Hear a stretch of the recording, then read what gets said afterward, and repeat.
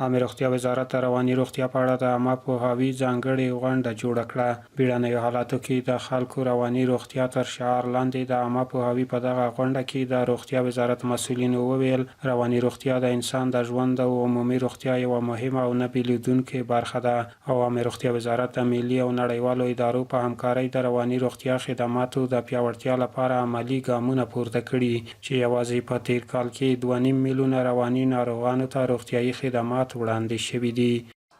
زموږ ژمنه دا ده چې د هېواد په ټولو سیمو کې د رواني روغتیا خدمتونه پراخ کړو، د متخصصینو ظرفیتونه لوړ کړو او د ملي او نړیوالو همکارانو په مرسته د یو داسې افغانستان په لور ګام واخلو چې خلک نه یوازې له فزیکي ناروغیو بلکې له رواني دردونو هم خلاص ژوند وکړي.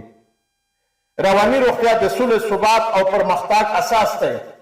راځئ چې د دې اساس د پیاوړتیا لپاره یو موټی شو، یو بل ته لاس ورکړو او د داسې راتلونکي لپاره کار وکړو چې هر افغان پکې د ذهن او د زړه له ارامۍ برخمن وي. شریعت کې ځوان هلک ته او ځوان ښځې ته دا اختیار ورکړی شوی دی چې رشته که د دوی والدین توی کوي چې د دوی نه پکې تپوس وشي، د دوی رضا یې پکې شامله کړې ده او د دې نه به استیزان کېږي.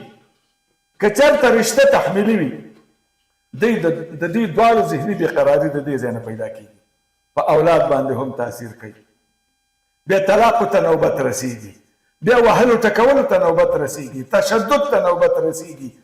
ډېر عوامل لري زما محترم. د اولادونو په ښه معنا سره تربیه چې دوی بالغ شي بیا د ټینشن نه دوی خلاصوي. د والدینو په ذمه باندې تربیت دی. مسؤلین وویل چې رواني ناروغان نیک سلوک او درملنې ته اړتیا لري او په دې برخه کې باید مسؤل ارګانونه خلکو ته عامه پوهاوی ورکړي. په دې برخه کې د ټولنې د دې علماو، ښوونیزو بنسټونو، رسنیو او روغتیايي سکتور ګډه همکاري ډېره مهمه ده. یوازې په ګډو هڅو کولی شو یوه داسې ټولنه ولرو چې خلک نه یوازې فزیکي بلکې رواني پلوه هم سالم، فعال او هوسا وي. د عامې روغتیا وزارت د خپلو کوردننه او نړیوالو بهرنیو شریکانو سره کار کوي تر څو موږ په راتلونکي کې د رواني روغتیا ملي سروې هم ترسره کړو.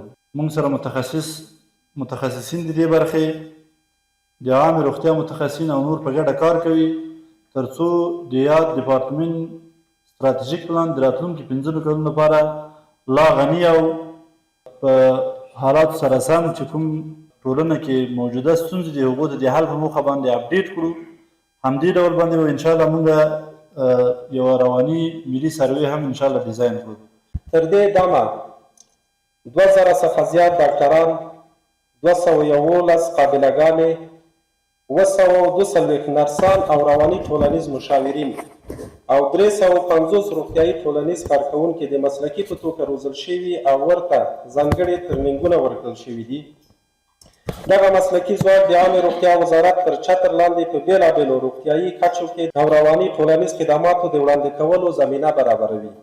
د روغتیا نړیوال سازمان یا WHO استازي رواني ناروغي د ټولنې او انفرادي ژوند د ښه والي لپاره حیاتي وبلله. هغه د رواني خدماتو په پراختیا، د متخصصینو په روزنه او د رواني ناروغانو په اړه د عامه پوهاوي کچې په لوړولو هم ټینګار وکړ.